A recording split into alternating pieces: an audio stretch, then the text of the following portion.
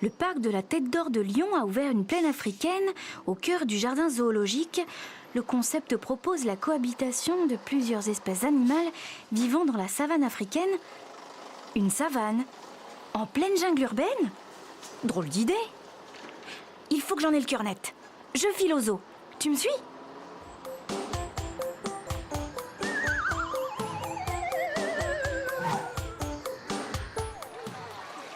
Voilà le jardin zoologique du parc. Mais je ne vois pas les animaux. Ils doivent se cacher quelque part. Allons voir plus loin. Ah, les voilà.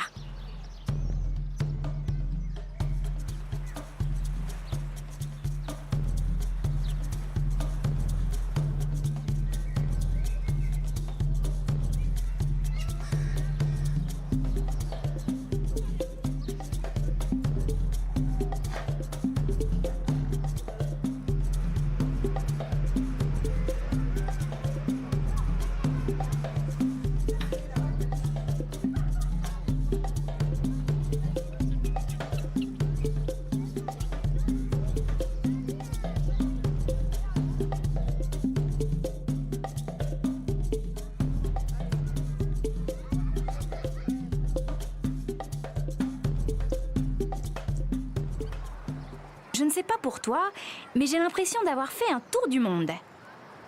Pourtant, tous ces animaux sont bien loin de leur pays d'origine. D'ailleurs, pourquoi les hommes les mettent-ils dans un zoo? Ils ne seraient pas mieux dans leur milieu naturel?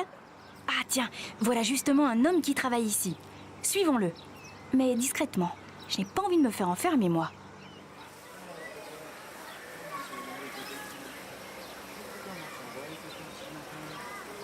Comment ça va les tatons ce matin? Je t'ai vu la Luciole, tu peux approcher Luciole, hein? N'aie pas peur Luciole, viens me voir. Comment ça va ce matin? Alors tu vois la Luciole, là je suis en train de regarder si tous les lémuriens vont bien. Et apparemment c'est super, ils ont l'air en pleine santé. Mais votre métier, c'est de mettre des animaux en cage?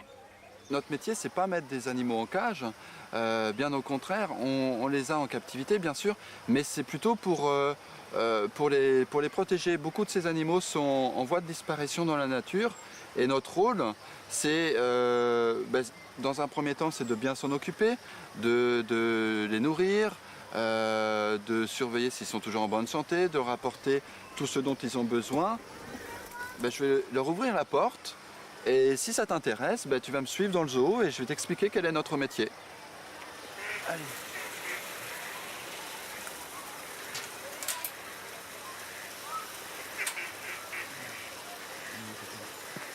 Hop.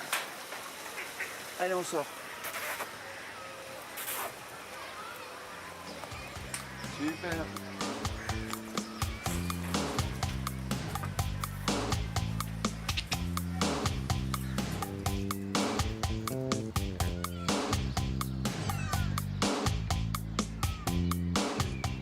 Comme tu peux le voir, les animaux n'ont pas l'air malheureux ici, bien au contraire. Ils ont même plutôt l'air de bien s'amuser. Moi qui pensais que les zoos n'existaient que pour le plaisir des hommes. Tu vois Lucie, le jardin zoologique, il est fait pour préserver les animaux. Donc ici, ils vont évoluer un certain nombre d'espèces. Et ces espèces, dans la nature, elles sont menacées d'extinction. Elles trouvent ici un refuge. Les gens s'occupent d'elles. Et puis on essaye de les élever. Alors on coopère avec différents zoos, notamment en Europe. On élève pas mal d'animaux, il y a des échanges et ça nous permet de garantir que ces espèces-là vont survivre.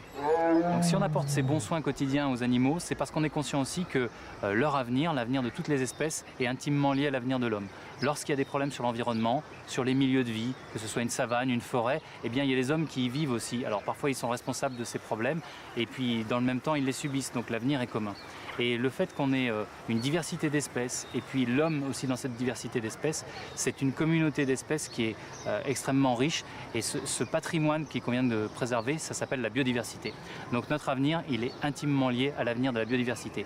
C'est pour ça que dans les zoos, on essaye de contribuer à la préservation de ce patrimoine et des professionnels qui, eux, travaillent sur le terrain, dans les écosystèmes, dans les réserves naturelles, contribuent eux aussi à préserver cette biodiversité. Pourtant, dans le zoo, j'ai vu des girafes, des éléphants, des tigres et des lions. Vous voulez dire qu'ils sont tous menacés d'extinction? Même le roi de la savane? En fait, il y a deux phénomènes. Il y a un phénomène naturel qu'on connaît parce que quand on regarde les fossiles, on sait qu'il y a énormément d'espèces qui ont existé sur Terre et puis qui ont disparu. Mais ce phénomène d'extinction naturelle, il est très très lent. Il y a des espèces qui apparaissent et qui disparaissent, mais sur des échelles de millions d'années. Et puis il y a un phénomène qui est plus préoccupant, qui lui est dû à l'activité de l'homme. C'est-à-dire qu'au fur et à mesure que l'homme se déploie sur la planète, déploie ses activités, occupe de l'espace, crée de l'agriculture, crée des usines, trace des routes, eh bien il fait tout cela aux dépens des zones vierges, des espaces réellement naturels et au détriment des espèces qui y vivent. Et puis il y a des effets directs sur les animaux, que sont par exemple la chasse. Donc on sait qu'en Afrique, dans les parties de savane, il y a eu pendant des décennies et des décennies des chasseurs sportifs qui sont venus abattre les animaux. Eh bien, j'étais bien loin d'imaginer que les animaux et leur environnement étaient à ce point en danger. J'espère que les lucioles ne vont pas disparaître. Car il faut savoir que parmi les quelques 300 animaux qui vivent ici, on compte 45 espèces rares ou menacées. Dans le monde, c'est plus de 6000 espèces animales qui sont menacées de disparition. Le jardin zoologique loge ses pensionnaires dans différents habitats parce qu'ils ne peuvent pas tous cohabiter. Il y a donc une ourserie, une primaterie, une fauverie, un enclos pour les éléphants et encore un autre pour les daims. Quant à la récente plaine africaine, elle a la particularité d'accueillir à elle seule 120 animaux qui vivent en parfaite harmonie sur 3 hectares. C'est ce qu'on appelle un biotope. Ce jardin zoologique a aussi pour particularité de se situer au cœur d'une grande ville et d'être entièrement gratuit. Plus de 2 millions de visiteurs viennent chaque année dans ce lieu qui a peu d'équivalent en Europe. Sa popularité permet de sensibiliser énormément de gens aux problèmes liés à la biodiversité et d'apporter une connaissance pédagogique aux enfants comme toi. Mais au fait, où est Samuel ? Il devait nous présenter le métier de soigneur animalier. Ah, le voilà !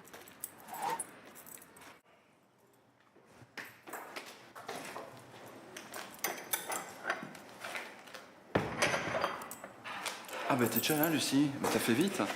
Oui, je me suis faufilée par le système d'aération. Donc tu vois ici, on est dans le bâtiment des zèbres et des antilopes.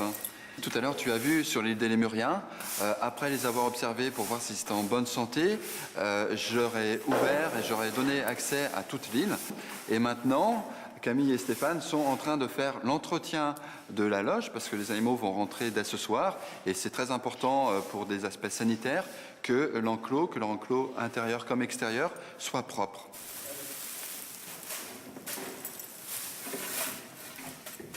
Nous, le matin, les animaliers, on arrive à 7h15.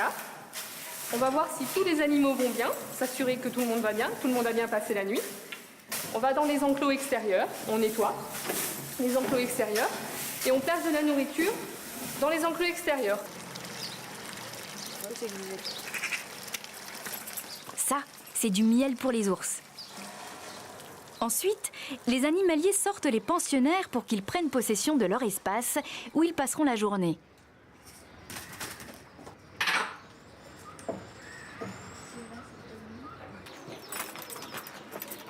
Toutes les manœuvres d'ouverture et de fermeture des portes et des trappes suivent des règles de sécurité bien précises, car beaucoup d'animaux sont dangereux.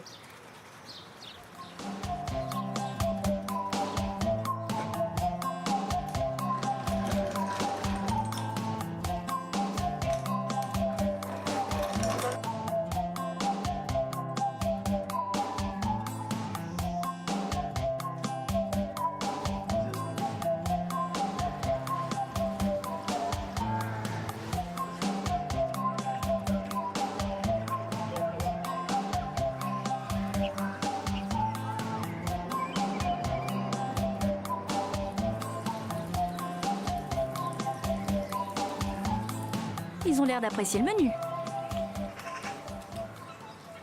Mais d'ailleurs, il doit en falloir de la nourriture pour toutes ces bêtes. Oh, je crois que je vais les laisser manger tranquillement.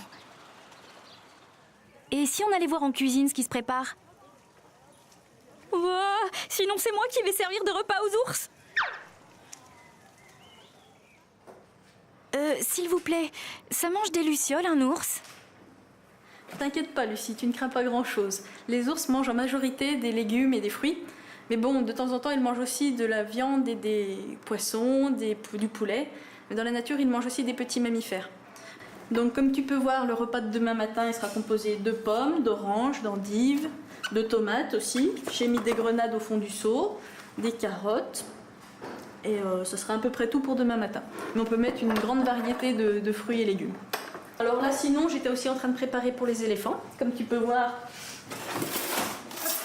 on a une vieille éléphante ici, donc on est obligé de lui couper les fruits et les légumes. Mais il y a aussi tous les lémuriens, tous les autres animaux. Alors si tu veux, on va te montrer un peu comment on découpe pour les autres animaux. Alors voici la chambre froide. Voilà la nourriture des lémuriens. Comme tu vois, on coupe beaucoup plus petit que les autres animaux. Parce qu'on adapte à tous les animaux la taille de la nourriture pour qu'ils puissent bien l'attraper comme dans la nature en fin de compte. Et puis surtout pour tout ce qui est primates, quand ils sont plusieurs dans une loge, on s'arrange pour mettre des tout petits morceaux pour que chacun ait un petit peu de tous les aliments. La nourriture des plus jeunes éléphants, comme tu peux voir, on n'a pas découpé ici. Ils sont bien assez gros pour pouvoir se débrouiller ainsi. Là, sinon, nous avons la nourriture des tortues. Elles sont en majorité légumivores, mais de temps en temps, on leur met un petit peu de viande pour faire comme dans la nature. Bon, après, on a tout ce qui est poisson, pour tout ce qui est pélican, tout ce qui est oiseau. Alors, pour les plus petits oiseaux, on a de la petite friture. Pour tout ce qui est petit héron, voilà, des tout petits poissons. Pour ce qui est plus gros, donc gros pélican, choses comme ça, voilà, on a des carpes carrément.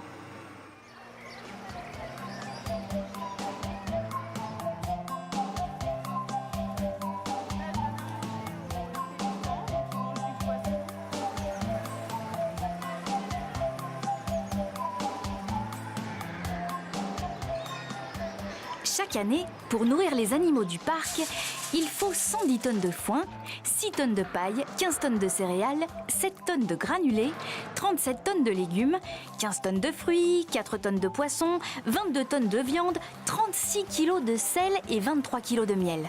Ça en fait de la nourriture.